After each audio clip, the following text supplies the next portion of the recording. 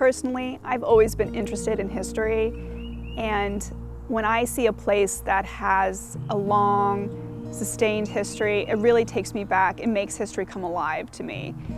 Hello, my name is Courtney Bonvillain, and I'm a member of the Town of Cary's Historic Preservation Commission.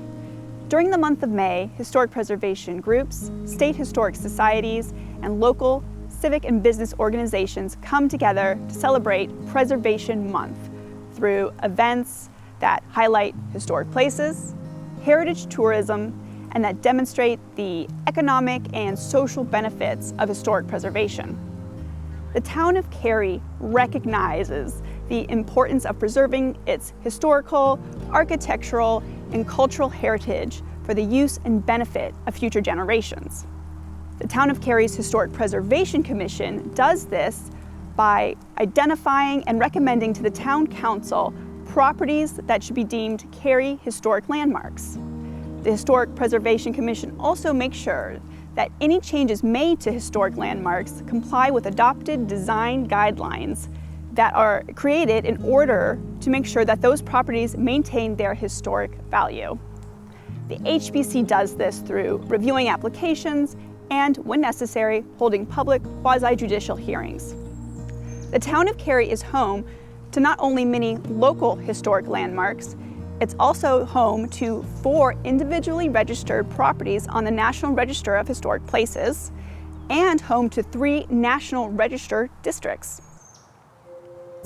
When we live in a place like Cary that's rapidly growing, rapidly changing, sometimes we might ask ourselves, why bother saving these old houses? Putting aside for now the economic benefits of preservation, the environmental sustainability of preservation, and the insight into our past that we get through historic preservation. Preservation gives us something very valuable as a community, a sense of place. A sense of place is the culmination of many factors, such as the social, cultural, environmental, and physical aspects that make a place unique. It's what makes Cary different from any other town. It's why we care about our physical surroundings. Historic places and landscapes provide our community with a sense of well-being. Historic preservation isn't just about keeping buildings around because they look cool.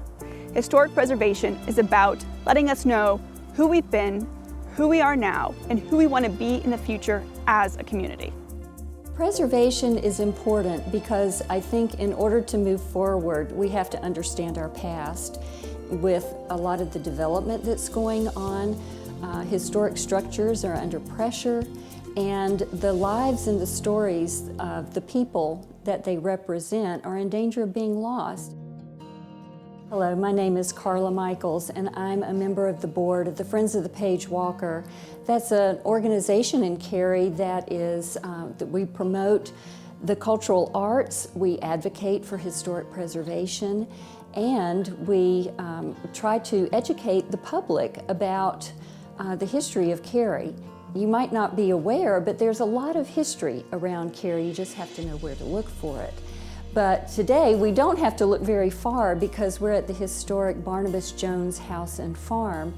And so we want to take a little time to talk about that today.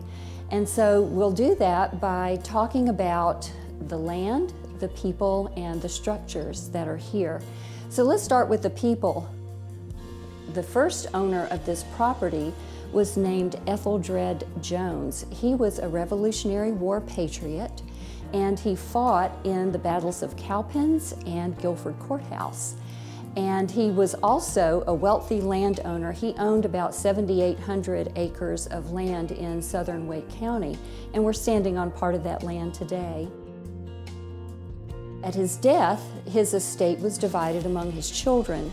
He left this land to his son, Martin Jones, and at Martin Jones' death, the land was divided again, and this land was left to his son, Barnabas Jones. So the land passed from grandfather to son. The farmhouse was probably built around 1840, and some of the original structure does still exist. And along with the main farmhouse, there were a number of outbuildings. There were grain barns, There was an apple cider barn and an apple cider press. There was a blacksmith shop on the property. It was sort of like a self-contained mini village here because they had to make and produce just about everything. It was also a working farm, and some of the crops that they raised were wheat and cotton. They also raised sugar cane, and they grew apples because they needed those for the cider press. There were also a variety of animals, regular farm animals, but interestingly enough, in the will of Martin Jones, when he passed along the land, he also passed along a mule named Bet. So even the farm animals were important and valuable parts of this farmstead. The history of the South is complex, and this area is no exception. And there were enslaved people on this property who worked the land and lived here. And one of the other buildings of very much importance on the property is the enslaved persons' quarters. Through the will of Martin Jones, we are able to find the names of some of these men and women. There were probably 8 enslaved people who lived here and worked on this land, but we do know some of their names because they were named in the will of Martin Jones, and their names were Phyllis, Ruth, Jesse, Sam, and Squire. So it's so gratifying to know that we can put a name to those people who lived and worked here. The enslaved persons' quarters was also later on the home of some of the Jones family members themselves. The site also has a Civil War connection. The family lore, so it's told there were 2 Jones family members, 2 children, who were reputed to have sat on a trunk that was filled with hams to save them from the foraging soldiers that were coming through this part of the country. So as you can see, there's a really deep and rich history here, and we're just happy to have been able to share it with you today. Hi, my name is Jason Patterson with ThoughtCraft Architects, and we've been working with the town of Cary on 3 of their historic properties. One of which is the Barnabas Jones Farmstead, which is where we're at currently, the C.F. Farrell store and warehouses, and the Good Hope Farm. And one of the things that we do at ThoughtCraft Architects is when we're taking a look at some of these historic structures, we'd like to identify things and histories and research that really establish a place and start to give a sense of meaning and purpose to why we're using these same structures. It's a discovery process. We love to be able to get in there and research so that we understand what exactly happened on the sites and how these sites were used. What functions did the structures have, and what stories do these structures tell? That is what we engage when we start to think about historic preservation. And we do this through a process of discovery, research, and design. It's really these 3 things that start to inform the way we think about the conceptual ideas of a project. Once we have these intact, that starts to inform how we assess the buildings. We also did a structural and a material assessment of these structures. And obviously, when you get into some of these historic buildings, you don't know what you're getting into. You might open up a floor system and realize that there's a lot more structural repair that needs to be done. In this first phase of the work, we identified things that needed to be repaired in order for these structures to be best weatherized and to be structurally taken care of so that they would not collapse in the future. And this is something that we've done over a period of time, and we've taken a look at the historical significance of these sites as well as the structural assessments. And it took a lot of time and effort for us to really start to understand how the town of Cary, along with the public input and the stakeholders, how they wanted to see these sites used in the future and how we were to best maintain and care for them now. Through our research, we interviewed people who actually lived on these properties or had a historical connection to these properties. And we took an exhaustive amount of time pouring into some property deeds, also marriage and death certificates, enslaved people schedules, and things of this nature so that we could verify the exact history and timeline that had taken place on these properties. It was really through this comprehensive assessment that we began to fully understand the human story that took place on these properties. It helped us to date structures, understand their functions, and how these historical buildings were used in this setting in their time. Perhaps the biggest challenge that we faced was the rehabilitation of the schoolhouse chimney. It was a structure that was in complete disrepair. Mortar was gone between stones, and it was starting to deteriorate quickly before our eyes. You could touch it and the dust would just fall off onto the ground.